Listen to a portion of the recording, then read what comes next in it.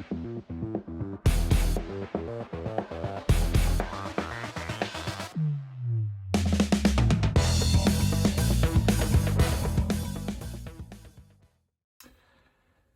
guys, welcome back to the channel. I'm currently in the process of rigging up rods for my next tournament, which is on Douglas Lake. It's the second stop of the Bassmasters Southern Open Division. Right from there, then I go to the Major League Fishing Pro Circuit tournament on Lake Murray. That'll be the third tournament. So it's another back-to-back. So you'll have some tournament footage coming out here in the next several weeks. But, you know, I'm sitting here, I've got so many different baits rigged up, and it's driving me nuts because at Douglas Lake, the water has risen almost to full pool. We're on the verge of spawn. Fish are still going to be out deep, up shallow. So, like, literally everything in between. So I'm sitting here going, I need more rods. That's how many baits I've got. And I keep thinking of new things to tie on. And I hate tournaments like this because I end up having so many rods out on the deck. But it's got me thinking, at the same time, I need to pack for Lake Murray, which is a little bit different type of lake, and we're going to be doing different fishing. So I've got to bring like everything I think I might need. And, you know, today I just wanted to talk about my top 5 pre-spawn grass baits, since I'm getting ready to pack some of these. I'm not going to be fishing that much grass at either stop, but I've just, you know, it's a topic I thought I'd address because I had some people ask me about what baits I like to use for pre-spawn grass fishing. So I figured I'd give you my 5 best baits. In no particular order. And I just got done with some yard work. So I'm going to take a swig of my Central Waters Tropical Face Punch. It's a hazy IPA. If you guys can get this, it's kind of more of a Wisconsin deal, but I know you can get them in Chicago, some other areas. This is one of the best beers I've had in a long, long time. Like it's fantastic. Like really, really fantastic. I point out here, I don't know if you guys can see that. To all you tournament directors out there, instead of giving away plaques, give away beer mugs. Like this is the best trophy I've ever won. This is 2010 Wisconsin Team Circuit Chippewa Flowage Invitational first place. This is way cooler than any trophy I've ever gotten. 2010, you know how many beers I've had out of this thing? Like, it's a useful trophy. So for tournament directors out there that are listening, this is something to consider. Like, guys would love this. Anyways, okay. So to get into my top 5 pre-spawn grass baits, no particular order. First one, the Z-Man Jackhammer Chatterbait. This bait is a straight up big fish killer. It comes through grass fantastically. And a lot of times when you're talking about pre-spawn grass, you're talking about grass that's new vegetation, so not completely to the surface. It's not in its thickest form for the year. And a chatterbait can come through that so well, it rips right through it. It's just a great grass bait.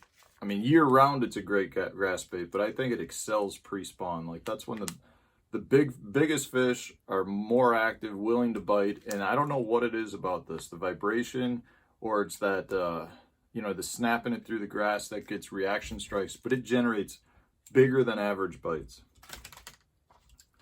Next up, the old Dirty Jig Swim Jig. I've got a Berkeley the Deal on the back here. I mean, you guys know I absolutely love this bait, but in the springtime, in warm water areas where those fish are starting to group up, it's a absolutely phenomenal way to catch numbers, to catch big fish, and to cover lots of water. I really don't go anywhere this time of year without a swim jig tied on. It's one of those baits that you can just go down the bank fishing, whether it's grass, you come to a lay down, come to a dock, you can throw it at everything, but it excels in grass. It's a weedless bait, obviously, and you can get it where it just swims right over the tops of them, and it's just a great grass bait. So I highly recommend a swim jig. My next, Berkeley Max Scent the General. Guys, this bait you can fish, I'd recommend 2 ways this time of the year. First is wacky style. If you're fishing isolated grass holes or grass clumps, it's a great bait to throw around those clumps, and I would recommend using it weightless. It's a slower way to fish, but it generates lots of bites. Just a great presentation. The other way I'd rig it is on a light Texas rig.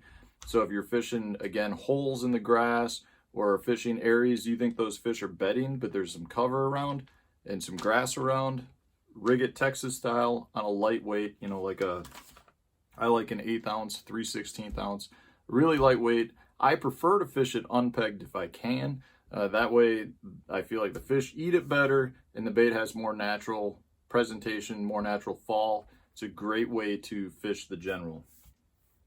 Next up is a lipless crankbait like this Berkeley War Pig, which is quickly becoming one of my favorite baits. You know, a lipless is another great bait to cover tons of water, relatively weedless as long as you're snapping it through the grass and you're fishing good, clean grass, and it generates really big strikes. It's a great way to find groups of fish so that after you've found them, you can slow down with some sort of dragging presentation. But there's a reason when you go to places like Gunnersville or, you know, Chickamauga or Rayburn, places that have a lot of grass, there's a reason these baits are dynamite there. It's because guys are willing to throw them. You know, they're, like I said, they're relatively weedless, but you got to be willing to deal with getting stuck in the weeds, having a lot of casts that you can't get the weeds off, but it generates strikes. Fish will come out of the weeds to hit this bait. So I highly recommend, if you're on a lake with some grass, pre-spawn period, a lipless crankbait. My fifth bait is my favorite spinnerbait, which is a War Eagle spinnerbait. This is one of my favorite colors, Sexy Shad.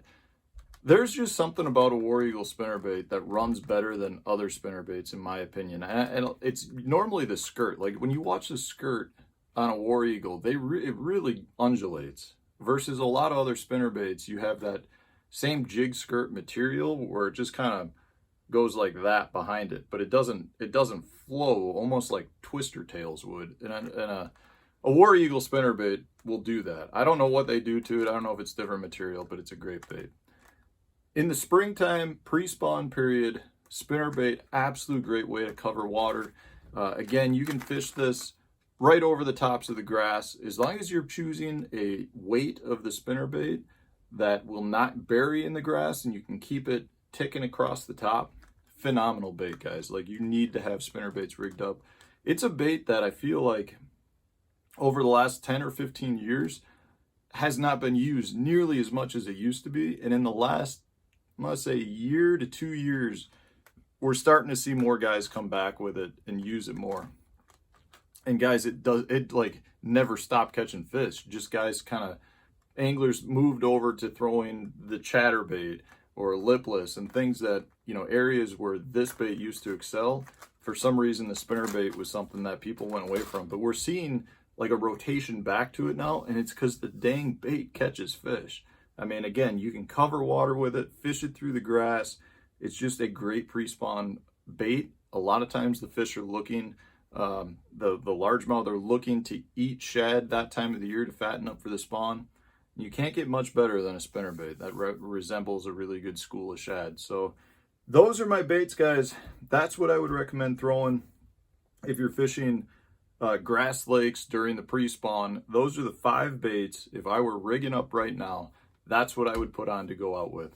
So I hope that was helpful. If you have other baits that you think we need to use during the pre-spawn period on grass lakes, throw them in the comment section so that everybody can see it.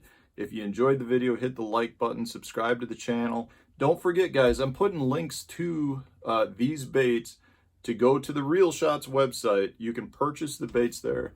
If you put in the code STEFAN10 at checkout, you get 10% off your baits as well.